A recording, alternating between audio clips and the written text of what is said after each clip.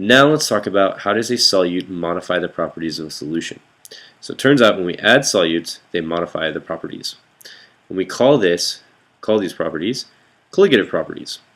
Okay, so colligative essentially means based on the grouping or based on the group. So in this case, it's based on the group or the number of solutes in the solution. So these are properties of a solution modified by the amount of solute dissolved. Okay, and again, it is the amount of solute particles, and I emphasize the word particles. So it's the amount of solute pieces, not, I'm going to capitalize this, okay, because it's really important, not the type of solute. Okay, so and this is referring to chemical. Okay, so like chemical properties. So chemically, the solute, its chemical properties do not play as big of a role in this. In fact, they play a very small role in this compared to the amount of solute particles. It is the amount of solute particles that create colligative properties, but we'll see that there is some chemical, I guess, importance when it comes to determining the amount of solute particles. Okay, so let's talk about the three types of colligative properties, and then we'll explain how the chemical properties fit into all this. Okay, so property number one is what we call vapor. This will be a term that we've heard before. Vapor pressure lowering. And so lowering pretty much tells us exactly what's happening here. By adding solutes, by adding a solute, we lower the vapor pressure of the solution. And we know, based on Unit 12, that boiling occurs when the vapor pressure is greater than atmospheric. So for instance, with water at room temperature, vapor pressure is less than atmospheric.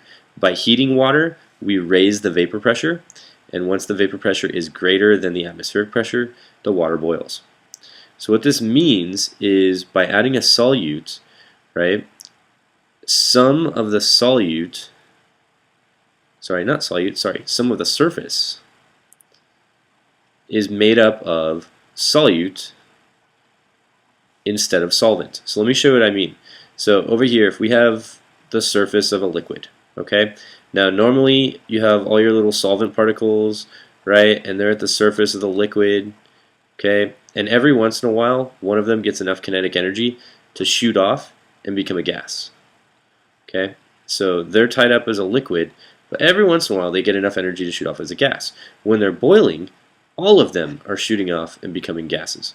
Okay, but what happens is, so if we just have the solvent, right, the entire surface of the liquid is made up of solvent.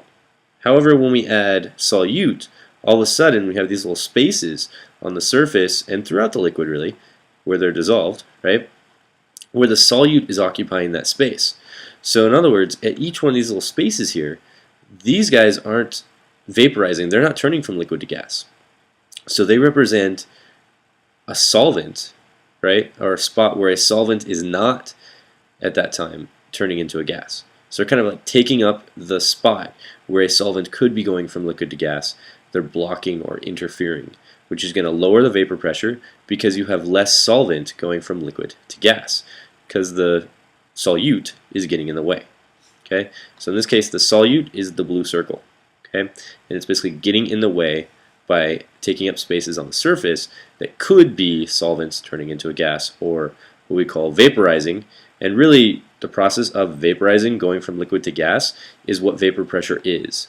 Okay, it's created as liquids become a gas. They create pressure. So what that means is it slows down the vaporization of the solvent, or it takes more kinetic energy to vaporize. Okay, these solutes are getting in the way. So for all the solvent to vaporize, it's going to have to get by all those solutes and become a gas, which means more kinetic energy.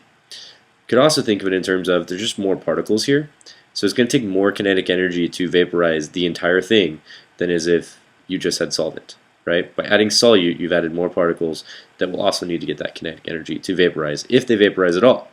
Okay, in the case of salt water, you would vaporize the water and you'd probably leave salt crystals behind. Okay, they would just be an interference for the water vaporizing. So that's vapor pressure. Now let's move on to property 2. Okay, property 2 is kind of based on property 1, and what it is it's the boiling point elevation. And the nice thing about these three properties is that the words pretty much tell you what they are. So it's the boiling point, and we're elevating it. Think of it as like going up in an elevator. So by adding a solute, we are raising the boiling point, or the boiling temperature, of a solution.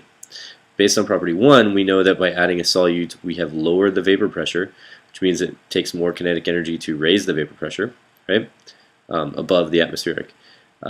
So if temperature is the average kinetic energy, that means that we need more kinetic energy, which means that it will boil at a higher temperature. Okay, and this is what's happening when you cook noodles or you cook something in water and you add salt to it before you cause it to boil.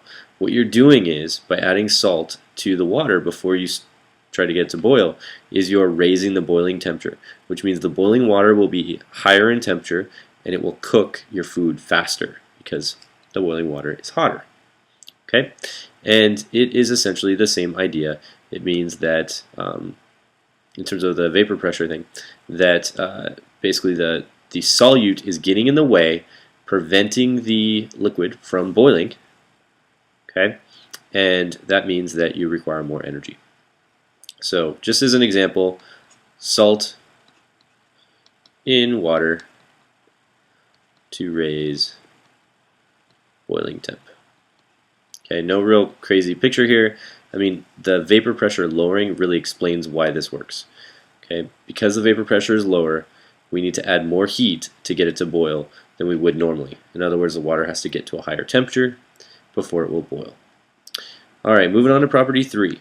So property 3 is kind of the opposite of what we've been talking about, but it still has to do with the solute interfering. We call this freezing point depression. And since elevation was to raise, depression is to lower. So adding a solute will lower the freezing point, or the temperature of freezing of the solution. It turns out that when we look at a solution, the solvent particles want to get close. We know that in solids, the solute particles are closer than is a liquid, right? So they want to get close to each other when they're freezing. But it turns out that the solute particles get in the way. Okay, they interfere. So to form a solid, when you have a solute present, you will need more kinetic energy to be removed to get them close enough with the solute interference. So in other words, if I have water or any other liquid, okay, here's my solvent, right? These guys want to get close to each other. They want to bundle up essentially. As they lose kinetic energy becoming solid, they're going to get really, really close, and you're going to form those intermolecular attractions that a solid has that a liquid does not. The thing that gives it those properties of being a solid. But when you add your solute, all of a sudden these solutes are in here too, and they get in the way. So in order for one solvent to get near the other solvent close enough to form those intermolecular attractions that make it a solid, it's going to have to work its way around the solute. Or it's going to have to get really, really close so those intermolecular attractions can kind of form around the solute.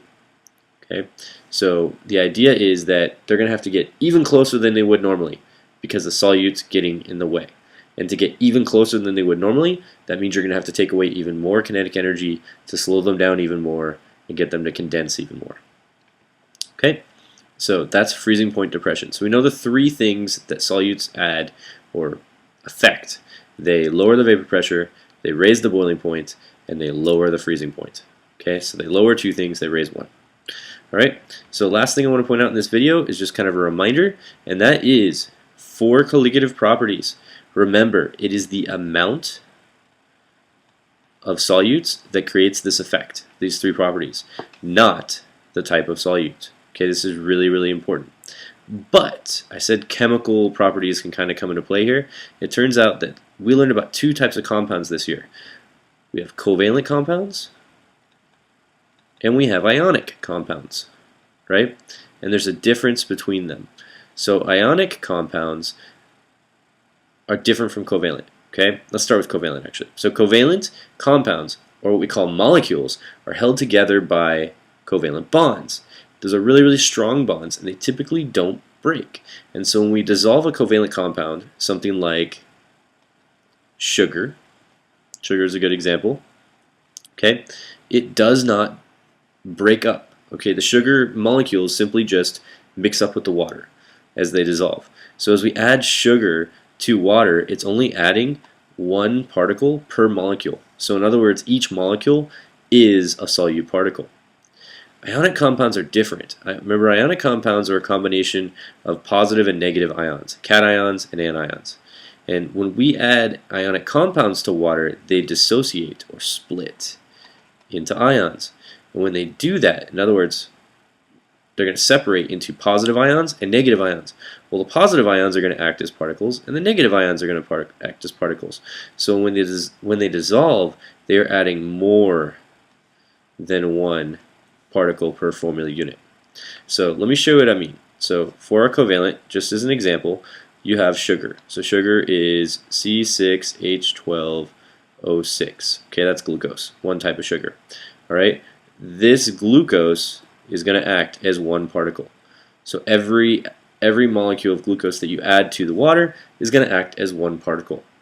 Salt, on the other hand, so sodium chloride, right? When we add it to water, it's going to split.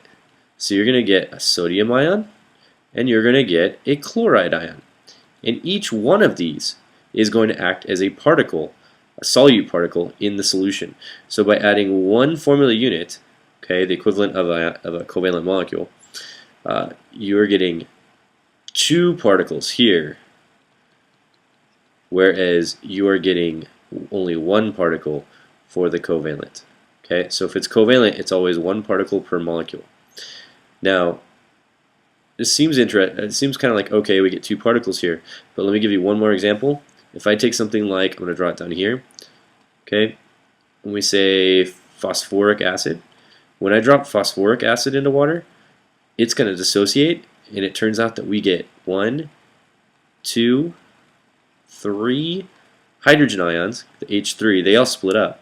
Okay, so that's 3 particles right there, and then the phosphate is going to travel around as a polyatomic ion, but it's still an ion, so we get 1, 2, 3, 4 particles out of that phosphoric acid. Okay, so make sure you complete your whisk, and we'll see you tomorrow.